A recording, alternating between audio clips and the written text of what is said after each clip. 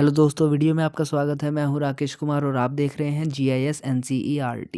दोस्तों, आज हम हल करने वाले हैं कक्षा 8 के एक गणित विषय की प्रश्नावली 11.1 के क्वेश्चन नंबर 1 और 2 को। बाकी इससे पहली जो प्रश्नावली थी उसको मैंने इससे पहले वीडियो में हल करके बताया है। अगर आपने अभी तक वह वीडियो नहीं देखी है तो ऊपर आई बटन पर आपको उस वीडियो का लिंक मिल जाएगा। आप लिंक पर क्लिक करके उस वीडियो को देख सकते हैं। ठीक है, तो चलिए फिलहाल आज की वीडियो को शुरू करते हैं। प्रश्नावली को हल करने से पहले आइए समझते हैं कुछ आकृतियाँ और उनके सूत्र के बारे में, ताकि उन्हें समझने के बाद आपको ये प्रश्नावली बहुत ही इजी लगेगी। ठीक है, तो चलिए पहले उन्हें समझ लेते हैं। देखिए, इसमें जो सबसे पहली आकृति है उसका नाम है आयत। इंग्लिश में इसको रेक्टेंगल बोलते हैं। इस प्रकार की इसकी फिगर होती है, आप देख सकते हैं। इसमें यहाँ पर है ये L यानी कि लंबाई और ये है इसकी B यानी कि चौड़ाई। ठीक है, सबसे पहले इसमें हम देखेंगे परिमाप का सूत्र। अगर हमें आयत का परिमाप निकालना है तो किस प्रकार से निकालना है उसके बारे में है। परिमाप को हम इंग्लिश में बोलते हैं पेरीमीटर। ठीक है, इसका जो फॉर्मूला होता है वो होता है 2 ब्रैकेट में है L + B ब्रैकेट बंद। ठीक, ये परिमाप का फॉर्मूला होता है आयत के। सेकंड है फिर आयत का क्षेत्रफल। अगर हमें क्षेत्रफल निकालना है तो क्षेत्रफल का भी फॉर्मूला है। क्षेत्रफल को हम बोलते हैं एरिया। इसका फॉर्मूला है L × B। ठीक है, तो ये हो गया आयत का परिमाप और क्षेत्रफल का फॉर्मूला। ठीक, इसमें जो पहला पॉइंट है परिमाप। परिमाप का मतलब होता है कोई भी आकृति है उसकी अगर हम सभी भुजाओं को जोड़ दें तो उसका परिमाप निकल जाता है, यानी कि सभी भुजाओं का योग, उसको परिमाप कहते हैं। सेकेंड पॉइंट है क्षेत्रफल। क्षेत्रफल का मतलब होता है कोई भी वस्तु या कोई आकृति कितनी जगह घेर रही है वह उसका एरिया होता है। ठीक है, अब देखिए इसकी दूसरी आकृति है, इसका नाम है वर्ग। इंग्लिश में इसको स्क्वायर बोलते हैं। इस प्रकार का ये दिखता है। इसमें सारी भुजाएं समान होती है। देखो, मैंने यहाँ पर भुजा को A माना है तो सारी भुजाएं समान है तो A दिखा दिया है, जबकि आयत में लंबाई और चौड़ाई थी। ठीक है, इसमें सभी भुजाएं समान है। तो इसमें भी ऐसे ही परिमाप का सूत्र है। तो परिमाप बराबर वही है पेरीमीटर। अब मैं इंग्लिश में पेरीमीटर ना लिख के सिर्फ P लिख रहा हूँ। इसका परिमाप होता है 4A यानी कि 4 गुना भुजा या 4 गुना साइड। सेकंड है फिर इसका भी क्षेत्रफल होता है। क्षेत्रफल को मैं शॉर्ट में लिख रहा हूँ इस तरीके से। इसको एरिया बोलते हैं A, क्योंकि मैंने यहाँ पे लिख के बता दिया है इसलिए बार बार मैं नहीं लिख रहा हूँ यहाँ पे। क्षेत्रफल होता है A² यानी कि भुजा का स्क्वायर। ठीक है, मैं यहाँ पे लिख भी देता हूँ कि जहाँ A वर्ग की भुजा है। ठीक है, ताकि पता रहे कि A क्या है, ये वर्ग की भुजा। तो जहाँ जहाँ पर A लिखा है आप समझ जाना ये वर्ग की भुजा है। ठीक है, अब देखिए तीसरी आकृति है, इसका नाम है त्रिभुज। इंग्लिश में इसको बोलते हैं ट्रायंगल। यहाँ पे मैंने 2 फिगर बना करके समझाया है ट्रायंगल को। एक है इस प्रकार की फिगर और एक है इस प्रकार की। ठीक है, ये एक न्यून कोण त्रिभुज हम इसको कह सकते हैं और इसको समकोण त्रिभुज कहेंगे। ठीक है, देखो दोनों ही त्रिभुज में एक तो हाइट मिल जाएगी आपको जो कि है H, और एक है आधार यानी कि बेस। हाइट और बेस 2 चीज़ें आपको मिल जाएंगी। ठीक है, इसमें भी हम पहले परिमाप का सूत्र देखेंगे। परिमाप यानी कि पेरीमीटर बराबर, यहाँ पर जो त्रिभुज का पेरीमीटर होता है या किसी भी चीज़ का पेरीमीटर होता है वो उसकी भुजाओं का योग होता है। ठीक है, तो हम यहाँ पे त्रिभुज की तीनों भुजा यानी कि AB + BC + AC इन तीनों भुजाओं का योग के रूप में ऐसे दिखा सकते हैं। तो ये परिमाप हो गया। या हम यहाँ पे ये भी लिख सकते हैं कि तीनों भुजाओं का योग, भुजाओं का योग। तो त्रिभुज का परिमाप क्या होता है? तीनों भुजाओं का योग। ऐसे सेकंड पॉइंट है इसमें क्षेत्रफल यानी कि एरिया। एरिया निकालने का फॉर्मूला होता है त्रिभुज का हाफ बेस × हाइट। ठीक है, अब देखिए चौथी आकृति है जिसका नाम है समांतर चतुर्भुज। इंग्लिश में इसको पैरेललोग्राम बोलते हैं। ऐसा होता है देखने में ये। इसमें भी हाइट और बेस मिल जाता है। ठीक है, सबसे पहला जो इसका पॉइंट है परिमाप। परिमाप अगर निकालना है तो वही फॉर्मूला है इसमें 2 ब्रैकेट में L + B। ये एक आयत वाला ही फॉर्मूला है क्योंकि आयत भी एक समांतर चतुर्भुज होता है, एक स्पेशल टाइप का। ठीक है, सेकंड पॉइंट है इसका क्षेत्रफल। क्षेत्रफल होता है इसका B × H। ये क्षेत्रफल का फॉर्मूला हो गया। ठीक है, अब देखिए ये है पांचवी आकृति और इसका नाम है वृत्त। इंग्लिश में इसको सर्कल बोलते हैं। देखने में कुछ ऐसा होता है ये, लेकिन ये पूरा गोल होता है। मैंने अभी ऐसे ही हाथ से बना दिया तो आप समझ जाना, ठीक है। इसमें यहाँ से यहाँ तक की ये त्रिज्या है इसकी, रेडियस। तो इसमें परिमाप की जगह हम इसको बोलते हैं परिधि। परिमाप नहीं बोलते, परिधि बोलते हैं, जिसको इंग्लिश में बोला जाता है सरकमफेरेंस। सरकमफेरेंस, ठीक है। तो सरकमफेरेंस होता है इसमें, यानी कि यहाँ से लेके यहाँ तक की ये जो पूरी लाइन की जो लंबाई है इसको हम परिधि बोलते हैं, सरकमफेरेंस। इसका फॉर्मूला होता है पाई डी या 2 पाई आर, दोनों में से कोई भी फॉर्मूला हम लगा सकते हैं। ये पाई क्या है मैं अभी बताऊंगा आपको, पहले हम इसका क्षेत्रफल देख लेते हैं। क्षेत्रफल का फॉर्मूला है इसका पाई आर स्क्वायर, ठीक है। यहाँ पर जो पाई है ये एक कांस्टेंट वैल्यू होती है, जिसकी वैल्यू है 22/7 या फिर 3.14, ठीक है। ये कांस्टेंट वैल्यू है, एक स्थिरांक है। तो इसका मान सदैव फिक्स रहेगा, 22/7 या 3.14 रहेगा, ये फिक्स रहेगी वैल्यू इसकी, ठीक है। यहाँ पर देख सकते हैं आप, यह प्रयास कीजिए, इन क्वेश्चनों को हम करके देखेंगे, ठीक है। जो अभी हमने सूत्र पढ़े हैं उसी से संबंधित ही ये सवाल है, तो उन सूत्रों का यूज़ करके हम इन्हें सॉल्व करेंगे, ठीक है। यहाँ पर आप देख सकते हैं ए पॉइंट है, निम्नलिखित आकृतियों का उनके क्षेत्रफलों से मिलान कीजिए। यहाँ पर हमारे पास आकृतियाँ दी गई है और यहाँ पर इनके क्षेत्रफल है। हमें इनको सॉल्व करना है और देखना है किसका क्षेत्रफल क्या आ रहा है, उससे मिलान करना है। तो मिलान करने की आपको ज़रूरत नहीं है, बस आप इसको सॉल्व कर दो, ठीक है। ये देखिए ये पॉइंट है इसका, इसमें समांतर चतुर्भुज दिया हुआ है। इसमें आपको मिल जाएगा बी जो कि है 14 सेंटीमीटर, फिर आपको मिल जाएगा एच जो कि है 7 सेंटीमीटर। हमें निकालना है इसका एरिया, तो लिख देंगे क्षेत्रफल ए बराबर बी इंटू एच, ये इसका एरिया निकालने का फॉर्मूला हो गया। बी की वैल्यू रख देंगे, एच की वैल्यू रख देंगे, मल्टीप्लाई कर देंगे तो आएगा 98 स्क्वायर सेंटीमीटर, ठीक है। अब देखते हैं इसका बी पॉइंट। बी पॉइंट में हमें क्या करना है, ये एक अर्धवृत्त दिया है, सेमी सर्कल दिया है, तो इसमें रेडियस दिया है, हमें रेडियस लिख लेंगे 7 सेंटीमीटर, ठीक है। ये देख सकते हैं ये त्रिज्या है और ये पूरा व्यास हो गया जो कि है 14 सेंटीमीटर। तो हमें तो त्रिज्या से मतलब है, त्रिज्या हमने यहाँ पे लिख लिया है। अब हमें इसका एरिया निकालना है, क्षेत्रफल, तो लिख लेंगे, फार्मूला लगा देना है आपको पाई आर स्क्वायर। लेकिन ये जो पाई आर स्क्वायर हमने फार्मूला लगाया है ये पूरे वृत्त के लिए है, अर्धवृत्त के लिए नहीं है। तो अर्धवृत्त मतलब आधा, तो फार्मूले का भी आधा कर दो तो अर्धवृत्त के लिए फार्मूला बन जाएगा, ठीक है। तो पूरे वृत्त का है पाई आर स्क्वायर और अर्धवृत्त का हो गया हाफ पाई आर स्क्वायर। इसमें वैल्यू रख दो, हाफ ऐसे ही रहेगा, पाई की वैल्यू रख देंगे 22/7 गुना आर स्क्वायर। आर कितना है 7, तो 7 का स्क्वायर लिख दो या 7 को 2 बार ऐसे गुणा में लिख दो। अब 2 से एक 22 कैंसिल, 11 आ जाएगा, 7 से 7 कैंसिल हो जाएगा, यहाँ पे बचेगा 11 गुना 7, मल्टीप्लाई कर देंगे तो 11 सत्ते 77, ये आ गया इसका 77 स्क्वायर सेंटीमीटर आंसर, ठीक है। तो इस प्रकार से करना है। अब देखते हैं नेक्स्ट पॉइंट। देखिए सी पॉइंट में एक त्रिभुज दे दिया गया है। त्रिभुज में अगर हमें क्षेत्रफल निकालना है तो हमें दो चीज़ें चाहिए, एक तो बेस आपको मिल गया है, यहाँ पर नीचे आप देख सकते हैं 14 सेंटीमीटर, और एक हमें चाहिए हाइट यानी कि ऊंचाई जो कि है 7 सेंटीमीटर। दोनों चीज़ मिल गई। अब निकालना है क्षेत्रफल। क्षेत्रफल का फॉर्मूला लगा दो, half into base into height, ये त्रिभुज का क्षेत्रफल का फॉर्मूला है।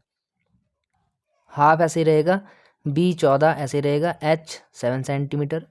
इसको डिवाइड कर दो, 2 सत्ते 14, फिर 7 गुना 7 बच गया है यहाँ पे, इनकी मल्टीप्लाई कर दोगे आप 7 सत्ते 49 स्क्वायर सेंटीमीटर, ठीक है। ये आंसर आ गया। ये देखिए ये एक आयत की आकृति है, इस आकृति में हमें निकालना है परिमाप। परिमाप निकालने के लिए आपके पास इनमें से क्या चाहिए, एक तो हमें लेंथ मिली हुई है 14 सेंटीमीटर, ये देख सकते हैं आप। एक हमें ब्रेथ मिली हुई है 7 सेंटीमीटर, ठीक है। लंबाई और चौड़ाई मिली हुई है। परिमाप का फॉर्मूला आपको पता ही है, आयत है क्योंकि यहाँ पर, तो आयत का परिमाप का फॉर्मूला क्या होता है, 2 ब्रैकेट में L प्लस B। इसमें वैल्यू रख दो, 2 ऐसे रहेगा, L की जगह रख देंगे 14, B की जगह रख देंगे 7, 2 ऐसे रहेगा, 14 और 7 को जोड़ेंगे तो हो जाएगा 21, इनकी गुणा कर लेंगे तो 21 दूनी 42 सेंटीमीटर। ये इसका परिमाप निकल गया। ऐसे इसका बी पॉइंट हो जाएगा। इसमें एक वर्ग है ये, तो वर्ग में तो सारी भुजाएं समान होती है, तो भुजा को ए बोलते हैं, वो मैंने लिख लिया है। इसका परिमाप निकालना है तो लिख देंगे परिमाप पी, फॉर्मूला होता है इसका 4a यानी कि 4 गुना भुजा, तो 4a की जगह 7 लिख देंगे, गुणा कर देंगे, आ जाएगा 28 सेंटीमीटर। ठीक है, तो दोस्तों ये तो खत्म हुए प्रयास कीजिएगा क्वेश्चन। अब करते हैं इसकी प्रश्नावली को। अब देखिए प्रश्नावली का पहला क्वेश्चन है। इसमें कहा गया है जैसा कि संलग्न आकृति में दर्शाया गया है, एक आयताकार और एक वर्गाकार खेत के माप दिए हुए हैं। यदि इनके परिमाप समान हैं तो किस खेत का क्षेत्रफल अधिक होगा। ठीक है, इस क्वेश्चन में एक वर्गाकार खेत दिया गया है जिसकी भुजा है 60 मीटर, एक आयताकार खेत है जिसकी लंबाई है 80 मीटर, चौड़ाई नहीं दी गई है, चौड़ाई हमें ज्ञात करनी है और साथ ही इनका क्षेत्रफल भी ज्ञात करना है। फिर हमें देखना है किसका क्षेत्रफल अधिक है। लेकिन इसमें एक चीज़ दी गई है, इस खेत का और इस खेत का दोनों का परिमाप बराबर दिया गया है। ठीक है, तो चलिए इसका आंसर देखते हैं। देखिए यह है प्रश्नावली के पहले क्वेश्चन का आंसर। इसमें एक वर्गाकार खेत दिया है और एक आयताकार खेत दिया है। ठीक है, वर्गाकार खेत की भुजा है 60 मीटर, आयताकार खेत की लंबाई है 80 मीटर, इसकी चौड़ाई हमें ज्ञात करनी है, तो मैंने यहाँ पे बी लिख दिया है अभी इसको।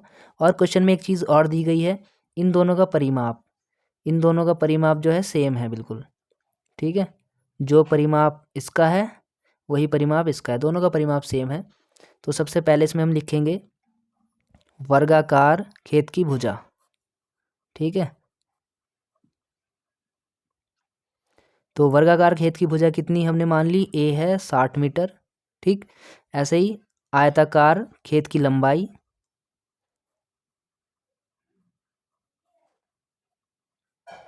लंबाई को एल बोलते हैं, जो कि है 80 मीटर। ठीक है, खेत की लंबाई भी लिख ली मैंने। अब हम लिखेंगे चौड़ाई, चौड़ाई हमें पता नहीं ना कितनी है, तो हमने मान लिया, माना आयताकार खेत की चौड़ाई 20 मीटर है। ठीक है, हमने मान ली 20 मीटर है। तब प्रश्नानुसार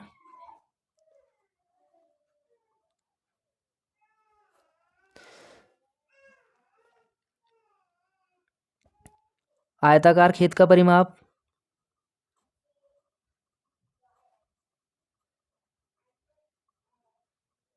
बराबर वर्गाकार खेत का परिमाप।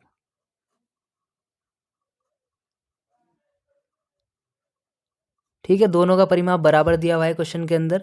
तो आयताकार खेत का परिमाप क्या होता है, 2 ब्रैकेट में लंबाई प्लस चौड़ाई, बराबर वर्गाकार खेत का परिमाप क्या होता है, 4a। ठीक है, ये हमने लिख लिया है। इसके बाद 2 ऐसे रहेगा, एल की वैल्यू कितनी है 80, वो हमने लिख ली। बी हमें नहीं मालूम तो उसको ऐसे ही छोड़ना पड़ेगा अभी हमें। 4a की वैल्यू हमें पता है 60 है, वो हमने लिख लिया यहाँ पे। ठीक है, फिर हम क्या करेंगे, 80 प्लस बी ऐसे रहने देंगे इधर, और इनकी मल्टीप्लाई कर लेंगे आपस में, 60 की गुणा 4 में, तो आ जाएगा 240। ठीक है, और इधर का जो ये 2 है, ठीक, ये 2 इधर की साइड आ जाएगा इसके नीचे डिवाइड में। ठीक, इनको डिवाइड करेंगे आप तो आ जाएगा 120। यहाँ पर रह गया 80 प्लस बी बराबर 120। हमें बी निकालना है तो बी ऐसे रहेगा, 80 उधर जाके माइनस में हो जाएगा। ठीक है, तो इस प्रकार से जो बी की वैल्यू आएगी वो आ जाएगी 40 मीटर। ठीक है, तो बी निकल गया। लेकिन अभी क्वेश्चन पूरा नहीं हुआ है, अभी इसमें और भी कुछ कहा है।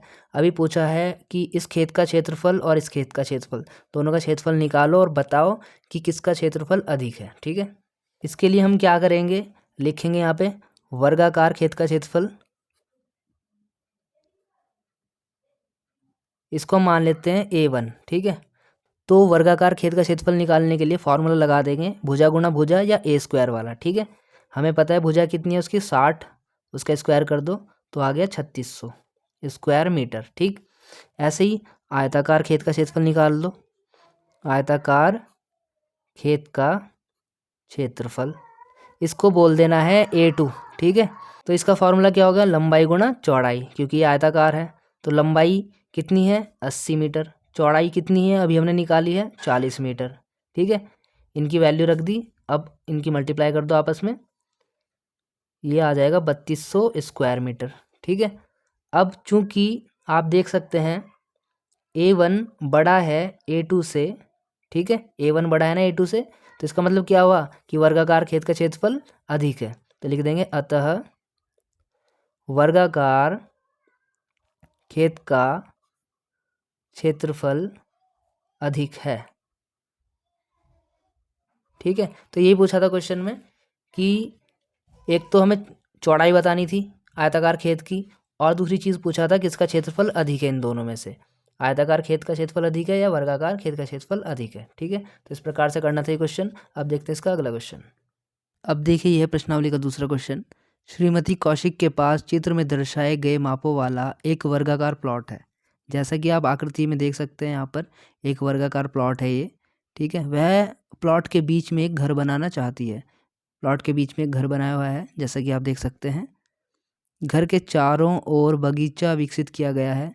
घर के चारों ओर ये बगीचा बनाया गया है, आप देख सकते हैं, जो ग्रे कलर में है ये बगीचा है। ठीक है, ये वाला 55 रुपये प्रति वर्ग मीटर की दर से इस बगीचे को विकसित करने का व्यय ज्ञात करना है। ठीक है, तो चलिए इसका आंसर भी देखते हैं। अब देखिए यह प्रश्नावली का दूसरे क्वेश्चन का आंसर। इस क्वेश्चन में कहा गया है कि एक वर्गाकार प्लॉट है, जैसा कि आप देख सकते हैं ये प्लॉट है पूरा, जिसकी भुजा है 25 मीटर। वर्गाकार है तो सारी भुजाएं बराबर होंगी। इस वर्गाकार प्लॉट के बीच में एक घर बनाया जाता है जो कि आयताकार है, जिसकी लंबाई है 20 मीटर और चौड़ाई है 15 मीटर। ठीक है, क्वेश्चन में कहा गया है कि ये वर्गाकार प्लॉट और घर के बीच में जो ये स्पेस बचा है, यहाँ पे बागीचा बनाना है। ठीक है, बागीचा बनाने के लिए 55 रुपये पर मीटर की दर से खर्च हो रहा है। ठीक है, तो हमें बताना है टोटल कितना रुपये खर्च करना पड़ेगा बागीचा विकसित करने के लिए। ठीक, तो समझते हैं इसको। सबसे पहले हम लिखेंगे वर्गाकार प्लॉट की भुजा। ठीक है, जिसको ए हम कह सकते हैं, जो कि है 25 मीटर। फिर हम लिखेंगे घर की लंबाई, जो कि आयताकार है घर, उसकी लंबाई है 20 मीटर। फिर हम लिखेंगे उसकी चौड़ाई घर की। ठीक है, घर की चौड़ाई जो कि है बी, इसको हम लिखेंगे 15 मीटर दिया है ये चीज़ें हमने लिख ली है, जो जो चीज़ें हमें दी गई है। अब हमें निकालना है बगीचे का क्षेत्रफल, तो लिखेंगे सीधा हम बगीचे का क्षेत्रफल। ठीक है, बगीचे का क्षेत्रफल लिख दिया। बगीचे का क्षेत्रफल निकलेगा कैसे, हम क्या करेंगे, पूरे प्लॉट में से, यानी कि वर्गाकार प्लॉट का क्षेत्रफल, इसमें से माइनस कर रहे हैं हम घर का क्षेत्रफल, घर का क्षेत्रफल। ठीक है, यानी पूरे वर्गाकार प्लॉट के क्षेत्रफल में से घर के क्षेत्रफल को माइनस कर दो तो बगीचे का क्षेत्रफल निकल के आ जाएगा। ठीक, तो वही काम कर रहे हैं। वर्गाकार प्लॉट का क्षेत्रफल क्या है, ए इंटू ए, यानी कि भुजा गुणा भुजा, माइनस घर का क्षेत्रफल क्या है, एल इंटू बी। तो ए कितना है हमारे पास 25 गुणा 25, माइनस एल है 20, बी है 15। इनकी मल्टीप्लाई करेंगे 625 आ जाएगा, इनकी मल्टीप्लाई करेंगे 300 आ जाएगा, घटा दोगे इनको आप, आएगा 325 स्क्वायर मीटर। तो बगीचे का क्षेत्रफल ये आ गया। ठीक, अब हमें खर्चा बताना है कि इतने क्षेत्रफल के बगीचे में 55 रुपये प्रति मीटर की दर से अगर हमें बगीचा विकसित करना है तो कितना खर्चा आएगा। तो लिखेंगे अतः 55 रुपये प्रति मीटर दर से बगीचा विकसित करने का व्यय बराबर 325 की गुणा कर देंगे सीधा हम 55 रुपये से। ठीक है, क्योंकि यह 325 स्क्वायर मीटर और हर मीटर पे 55 रुपये खर्च आ रहा है, तो इनकी गुणा कर लेंगे। गुणा करने पे आएगा 17,875 रुपये। ठीक है, तो 17,875 रुपये खर्च करना पड़ेगा बगीचा विकसित करने के लिए। ठीक है, तो इस प्रकार से होना था क्वेश्चन, बहुत ही इजी क्वेश्चन है। तो दोस्तों आज की वीडियो में बस इतना ही, बाकी के जो क्वेश्चन है वो हम करेंगे अगली वीडियो में। तब तक के लिए आप इस वीडियो को देखिए, बताइए वीडियो आपको कैसी लगी। अगर वीडियो अच्छी लगी तो वीडियो को लाइक कर देना, अपने दोस्तों में शेयर करना, कमेंट भी करके बताना वीडियो आपको कैसी लगी है। और अगर आप इस चैनल पर नए हो तो चैनल को सब्सक्राइब करना मत भूलना, क्योंकि मैं आगे और भी ऐसी एजुकेशनल वीडियो आप सभी के लिए लेकर आता रहता हूँ। ठीक है, तो मिलते हैं आपसे अगली वीडियो में, तब तक के लिए bye, take care, thanks for watching.